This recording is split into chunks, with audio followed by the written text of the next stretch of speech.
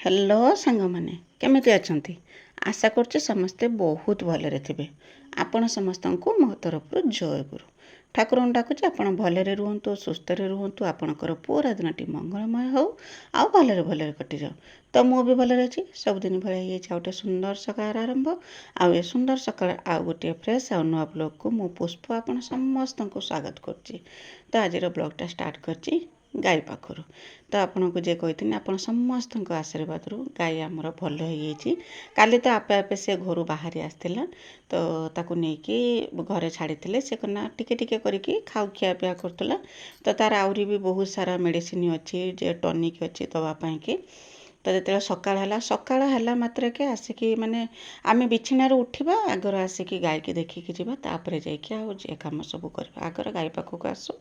ତ ମୁଁ ଯାଉଥିଲି କାମ କରିବା ପାଇଁକି ଘରଦ୍ୱାର ଖରକା ଫରକା କରିକି। ତ ଚା ପିଇ ଦେଇ ସାରିଥିଲେ, ମୁଁ ଯାଉଥିଲି କାମ କରିବା ପାଇଁକି। ତ ବାବା କହିଲେ କନା ନା ଆଗେ ଯିବା ଗାଈ କାମ କରିଦେଇକି ଗାଈ କଥା ବୁଝି ଦେଇକି ଆସିବା, ଆସିକି ତାପରେ ଯାଇକି ଘର ଯେ କାମ କରିବା। ଆଉ ମୁଁ ତ ଦେଖିକି ଆସିଛି ସକାଳେ ଗାଈ କନା ଯେଉଁ ଫିଟା ହେଇକି ରହୁଛି। ତ ଆଗରୁ ତ ତା ଦେହ ଭଲ ଥିଲାନି, ଗୋଟିଏ ଜାଗାରେ ରହୁଥିଲା। ତ କାଲି ଯେହେତୁ ତା ଦେହ ଟିକେ ଭଲ ହେଇଛି, ତ ସେ କନା ଗୁହାଳ ସାରା ପୁରା ମାନେ ପୁରା କାଦ କରିଦେଇଛି। ତ ଗୋବର ଫୋବର ସବୁ ଚକଟିକି କିଛି ରଖେ ନାହିଁ। ତ ଫିଟିକି ଯେ ରହୁଛି। ତ ଯାଇକି ଆଗର ତାକୁ ମେଡ଼ିସିନ ପତ୍ର ଯାହା ଦେବା କଥା ତା କାମ ସରେଇ ଦେଇକି ଆସିବା, ତାପରେ ଯାଇକି ଘର ଯେ ସବୁ କାମ କରିବା। ତ ମୁଁ କହିଲି ହଉ ଠିକ୍ ଅଛି। ତ ଆଗେ ଗୁହାଳକୁ ଯିବା। ଗଲାବେଳକୁ କନା ଗୁହାଳ ମାନେ ଅବସ୍ଥା ପୁରା ରଖିନାହାନ୍ତି ସେମାନେ। ଖରା ଦିନ ହେଇଥିଲେ କ'ଣ ସେଗୁଡ଼ା ସବୁ ଶୁଖିଯାଏ, ଯେ ଆଉ ବର୍ଷା ଦିନ ସେମାନେ କନା ହଗାମତା କଲାବେଳକୁ ସେଗୁଡ଼ା ସବୁ ଶୁଖୁନାହିଁ, ସବୁ ସେଇ ରକମ କାଦ ହେଇକି ରହୁଛି। ତ ମୁଁ ଗୁହାଳ ସଫା କରୁଥିଲି। ଆଉ ବାବା ଯାଇଥିଲେ କନା ଗାଈ ପାଇଁକି ଘାସ ଘେନିକି ଆସିଥିଲେ। କାଲି ଯେହେତୁ ସେ କନା ଗୋଟେ ଖୁଣ୍ଟିକି ଖାଉଥିଲା।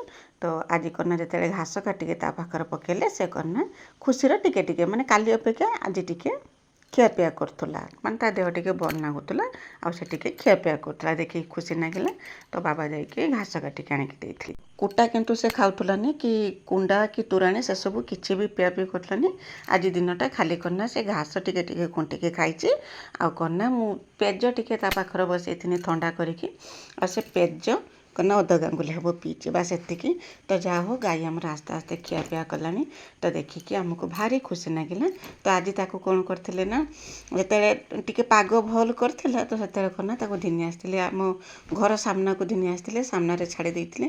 ସେ କୁଆଡ଼େ ବି ଯାଇଥିଲାନି, କାହିଁକିନା ଯେହେତୁ ଦୁର୍ବଳ ହେଇଯାଇଛି ନା, ସେ ବାହାରେ କେଣେ ତ ଯାଇପାରୁନି, ଭଲସେ ଚାଲି ବି ପାରୁନି। ଆଉ ତାକୁ ସେଇଠି ଛାଡ଼ିଦେଲେ। ଦିନ ସାରା ସେ ଏଇପଟରେ ଥିଲା। ଆଉ ଏଇପଟର ଠିଆ ହେଉଛି, ପୁଣି କେତେବେଳେ ଶୋଇପଡ଼ୁଛି, ପୁଣି କେତେବେଳେ ଉଠିକି ଖାଉଛି। ତ ଏଇରକମ ହେଉଥିଲା। ତ ଯାହା ହଉ ଠାକୁର ତାକୁ ଭଲ କରିଦେଲେ। କାହିଁକିନା ପଶୁ ଜନ୍ତୁ ନା, ତାଙ୍କର ତ ପାଟି ଫିଟୁ ନାହିଁ। ଆଉ ସେ ତ କହିପାରିବେନି ନା ତାଙ୍କର କ'ଣ ହେଇଛି। ମଣିଷ ଗୋଟେ ହେଇଥିଲେ ଏତେବେଳକୁ କାହିଁ ଯାଇକି ସେ ପହଞ୍ଚି ସାରନ୍ତେଣି। କିନ୍ତୁ ସେ ପଶୁଜନ୍ତୁ ବୁଲିକି ତାଙ୍କ ପାଇଁକି ଆମର ଯେତିକି ସମ୍ଭବ ହେଇଛି ସେତିକି ଆମେ କରିଛେ, ମାନେ ଆବଶ୍ୟକଠୁ ଅଧିକା। ତ ବାବା ତ ତା ପାଖକୁ ଦିନର 10 ଥର 12 ଥର ଲେଖା ତା ପାଖକୁ ଯାଆନ୍ତି। ଯାଇକି ତା ସାଙ୍ଗରେ କଥା ହେଇକି, ତା କଥା ବୁଝୁ କି ନ ବୁଝୁ କଥା ହେଇକି ଆସନ୍ତି। ତ ମୁଁ ବି ସେଇ ରକମ ଚାଲିକି ତା ପାଖକୁ ମାନେ କାଦର ପୁରା ଗୋଡ଼ ପୁରା ଜାଉ ଫୁଟିଥିଲା। ଆମର ଦୁଇ ଜଣ ଯେତିକି ଯିବା ଆସିବା କରୁଥିଲେ ତା ପାଖକୁ। ତ ଯାହା ଆସ୍ତେ ଆସ୍ତେ ସେ ଭଲ ହେଲାଣି। ଆଉ ମୁଁ ଯେ ଆଜି ଭଏସ୍ ଦେଉଛି, ଗାଈ କନା ଟିକେ ଖିଆପିଆ ଆଜି ତାକୁ କୁଣ୍ଡା ମାନେ ତୋରାଣିରେ ଟିକେ କୁଣ୍ଡା ପକେଇକି ଦେଇଥିଲେ ପେଜରେ। ସେ ହେଉଛି ଖାଇଥିଲା, ଆସ୍ତେ ଆସ୍ତେ ଖିଆପିଆ କରୁଛି। ଆଉ ତାକୁ ଭୋକ ଲାଗିବା ପାଇଁକି ବି ମେଡ଼ିସିନ ପତ୍ର ଦିଆହେଉଛି। ଯାହା ହଉ ଏବେ ସବୁ ଠିକ୍ ହେଇଗଲାଣି। ତ ତାପରେ ଗାଈ କାମ ସେଠି ସବୁ ସରି ଦେଇକି ଆଉ ଯେତେବେଳେ ସେପଟିକି ଯାଇଛେ, ତ ବର୍ଷା ତ ଡେଲି ବେଳଓଳି ହେଉଛି। ସବୁଆଡ଼େ ପୁରା କାଦ ପାଣି। ଆଉ ବାଡ଼ିକି ଯିବ ମାନେ ତ ଲୁଗାପଟା ଓଦା ହେବ ହିଁ ହେବ। ମୁଁ କହିଲି ଯଦି ଆସିଛେ ଏପଟିକି ଆସିଛେ, ତ ଏପଟ କାମ ଯେତିକି ଅଛି ସବୁ ସରେଇ ଦେଇଯିବା। ତ କନା କିଛି ଏବେ ତ ବାଡ଼ିରେ ଆଉ କିଛି ବୋଲିକି କିଛି ପରିବା ନାହିଁ, କେବଳ ଜହ୍ନି 2ଟା ବାହାରୁଛି। ଆଉ କନା ବୋଇତାଳ ଫୁଲ ଫୁଟିଥିଲା। ତ ସେଇ 2-3ଟା ଜହ୍ନି ତୋଳିଥିନି। ଆଉ ବୋଇତାଳ ଫୁଲ 2ଟା ତୋଳିଥିନି। ତୋଳିକି ଦିନିକି ଏଠିକି ଆସିଥିନି, ପଳେଇ ଆସିଥିନି। ଆସିକି ମୁଁ ଗାଧୁଆ ପାଧୁଆ କାମ ସବୁ କରିମି। ଆଉ କନା ଆସିକି ଦେଖିବା ଚୁଲିର ଛୁଞ୍ଚ ମରା ହେଇଥିଲାନି। କେତେବେଳେ ତ ଚୁଲିର ଛୁଞ୍ଚ ମରା ହୁଏ, କେତେବେଳେ ଚୁଲିର ଛୁଞ୍ଚ ମାରେନି ବେଳଓଳି। ତ ସକାଳେ ଦେଖୁଥିବେ କେତେ ସୁନ୍ଦର ପାଗ କରିଛି। ତ ମୁଁ ଭାବୁଥିଲି ଆଉ ବର୍ଷା ହେବ ନାହିଁ ବୋଲିକି, କିନ୍ତୁ ଠିକ୍ ତା ଟାଇମ୍ ବେଳକୁ ଯେରକମ ବର୍ଷା ହେବା କଥା ସେରକମ ବର୍ଷା ହେଇଥିଲା। ଆଉ ବର୍ଷା ହେବା ଭଳିଆ ହେଇଥିଲା ନା, ପୁରା ଢାଳି ଦେଇଥିଲା ବେଳଓଳିକି 4ଟା 4:30 ଖଣ୍ଡେ ହେବ। ସେ ସମୟରେ 4:30, ହଁ 4:30 ପାଖାପାଖି ହେବ। ତ ବର୍ଷା ଢାଳିଥିଲା, ଯାକ ମୂଷଳ ଧାରାର ବର୍ଷା ଯେରକମ ହୁଏ ସେଇ ରକମ ବର୍ଷା ହେଇଥିଲା ଆମର ଏପଟିକି। ତ ଆପଣଙ୍କ ପଟେ ଏମିତି ବର୍ଷା ହେଉଛି କି ନାହିଁ କମେଣ୍ଟ କରିକି ଜାଣିବେ। ଆମର ତ ପ୍ରତ୍ୟେକ ଦିନ ବର୍ଷା ହେଉଛି। ଆଜି ବି ଆମ ଗାଁରେ ବର୍ଷା ହେଇଛି। ଆଉ ଯେତେ ଜୋର ବର୍ଷା ହେଇଛି ଆଉ ସେତେ ଜୋର ଗୁଳୁଗୁଳି ମଧ୍ୟ ହେଉଛି। ତ ଯାହା ହଉ ଚୁଲ ଛୁଞ୍ଚ ମାରିଦେଇକି ପଳେଇ ଆସିନି ବାସନକୁସନ ଧୁଆଧୁଇ କରିବା ପାଇଁକି। ବାସନକୁସନ ଧୋଇଥିଲିନି ସବୁ ସେରକମ ଥିଲା। ଆଗ ତ ଗାଈ କତିକି ପଳେଇ ଯାଇଥିଲେ, ଚା କିନ୍ତୁ କରିକି ପିଇ ଦେଇଥିଲେ। ତ ବାସନ ଧୋଇକି ଗାଧୁଆ ପାଧୁଆ କରିକି ଠାକୁର ପୂଜା କରିମି। ଆଉ ଠାକୁର ପୂଜା ସରେଇ ଦେଇକି ସିଧା ପଳେଇ ଆସିନି ଗ୍ୟାସ୍ ପାଖକୁ, ମାନେ ରୋଷେଇ କରିବା ପାଇଁକି। ତ ସବୁଦିନିଆ ତ ସେଇ କଥା।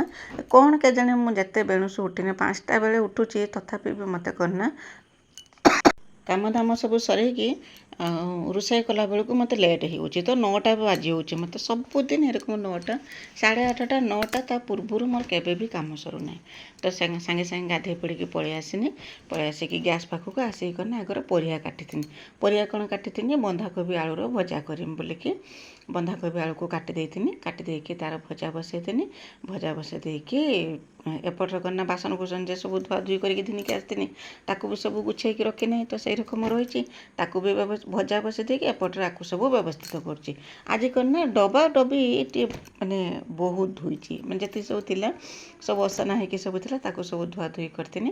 ତାକୁ ସବୁ ଗୁଛେଇକି ବ୍ୟବସ୍ଥିତ କରିକି ଯେଇଠି ଯେରକମ ରହିବା କଥା ତାକୁ ସବୁ ରଖିଦେମି। ସେପଟର ଭଜା ବି ବସେଇଛି, ଆଉ ଏପଟର ଏସବୁ କାମ ବି ମୁଁ ଚାଲିଛି। ଖାଲି ଭଜା ବସେଇ ଦେଇକି ଠିଆ ହେନେ ତ ହେବନି, ଏସବୁ କାମ ସରେଇଦେନେ ଗୋଟେ ଗୁଳିର 2ଟା ଶିକାର ହେଇଯିବ। ତ ସେୟା ଭାବିକି ମୁଁ ମୋ କାମରେ ନାଗିଛି। ଯେତିକି ସମୟ ଭିତରେ ଭଜା ହେଲା ସେତିକି ସମୟ ଭିତରେ ଏସବୁ କାମ ବି ମୋର ହେଇଗଲା। ତାପରେ କ'ଣ ନା ମୁଁ ଭଜା ତ କରିସାରିଲା ପରେ ତାପରେ ମୁଁ କ'ଣ କରିଥିନି ନା ରୁଟି କରିଥିନି।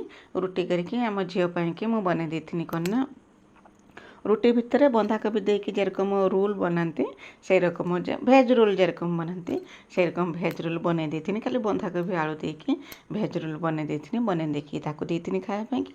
ଆଉ ମୁଁ କ'ଣ କରିଥିନି ନା ପଖାଳ ଖାଇଥିନି। ତ ଆପଣମାନେ ଭାବୁଥିବେ ଥଣ୍ଡା ହେଇଛି ଆଉ କାଶ ବି ହେଉଛି। ମୋତେ ତ ବହୁତ ଜୋରସେ କାଶ ହେଉଛି ଏବେ ବି। ଆଉ ୟାର ଭିତରେ ପଖାଳ କେରକମ ମୁଁ ଖାଉଛି, ତ ଠିକ୍ କଥା। କାହିଁକିନା ପଖାଳ ମୋର ଗୋଟେ ଏରକମ ଭାବ ଯେ ପଖାଳ ସାଙ୍ଗର ଆଉ ଯେ 2-3 ଦିନ ମୁଁ ପଖାଳ ଖାଇଲିନି, ଏକ ତ 2 ଟାଇମ୍ ରୁଟି ଖାଇନି, ମେଡ଼ିସିନ ପତ୍ର ଖାଇନି, ମୋ ପେଟ ପୁରା ଗରମ ହେଇଗଲା। ମୋତେ ବିଲକୁଲ ବି ଭଲ ଲାଗିଲାନି। ମାନେ ଯେତେ ଯାହା ହେଇଯାଉ ପଛେ ମୁଁ ପଖାଳ ଖଣ୍ଡେ ଖାଇଦେଲେ ମୋର ସବୁ ରୋଗ ବେମାରୀ ଛାଡ଼ିଯିବ। ତ ସେୟା ଭାବିକି ମୁଁ ଆଉ ଲେଟ୍ ନ କରିକି ମୁଁ ଆଉ କାହାରିକି ଅପେକ୍ଷା କରିନି। କିଏ କ'ଣ ଯିଏ ଯାହା କହୁଛି ଯାହା କହୁ ପଛେ ମୁଁ ପଖାଳ ଆଣିକି ଖାଇ ଦେଇଥିଲି। ମାନେ ପଖାଳ ଖାଇଦେଲେ ମୋର ସବୁ ରୋଗ ବେମାରୀ ଭଲ ହେଇଯିବ। ଥଣ୍ଡା ହେଉ, କାଶ ହେଉ, ଯାହା ବି ହେଉ ମୋତେ ସବୁ ଭଲ ଲାଗିବ ଆଉ ସବୁ ଠିକ୍ ହେଇଯିବ।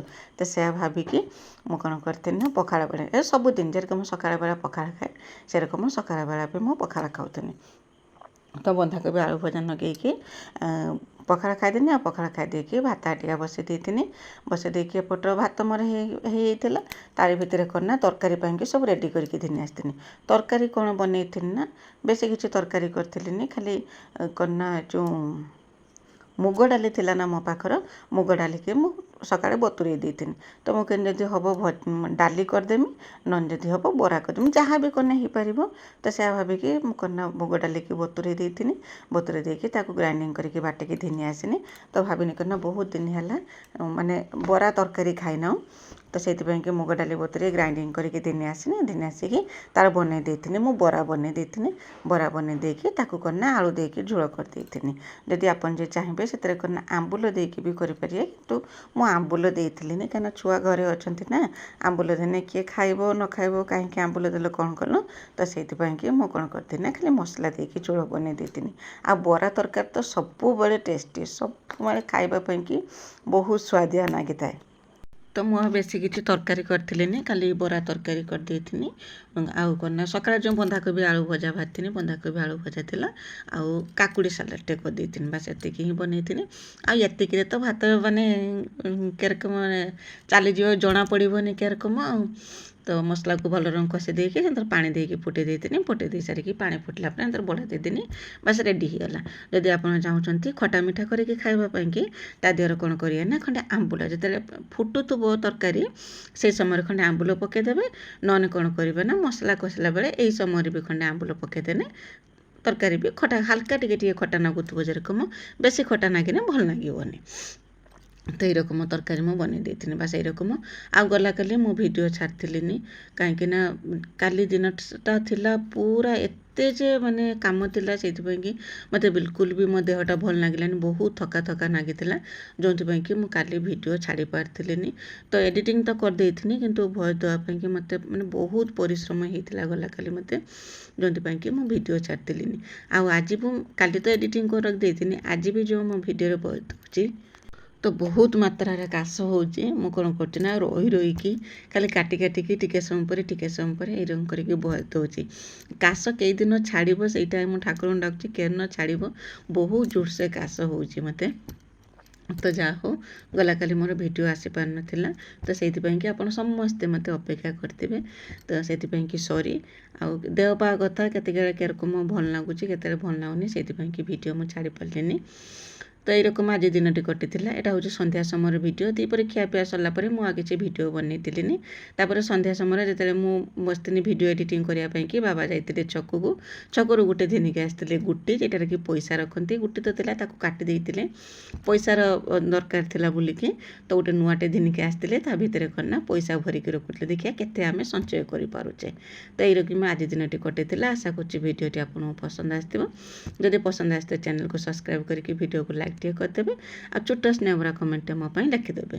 ଆଉ ଗଲା ଭିଡ଼ିଓ ବିଜୟଲକ୍ଷ୍ମୀ ଅପା, ବିଜୟଲକ୍ଷ୍ମୀ ଦିଦି, ସ୍ନେହଲତା ଦିଦି ବହୁତ ସୁନ୍ଦର କମେଣ୍ଟ ଲେଖିଛନ୍ତି, ଆଉ ମମତା ଦିଦି ବି କମେଣ୍ଟ ଲେଖିଛନ୍ତି। ତାଙ୍କ କମେଣ୍ଟର ଉତ୍ତର ମୁଁ ନେକ୍ସଟ ଭିଡ଼ିଓରେ ଦେବି। ତ ରହୁଛି, ବାଏ ବାଏ, ଜୟ ଗୁରୁ।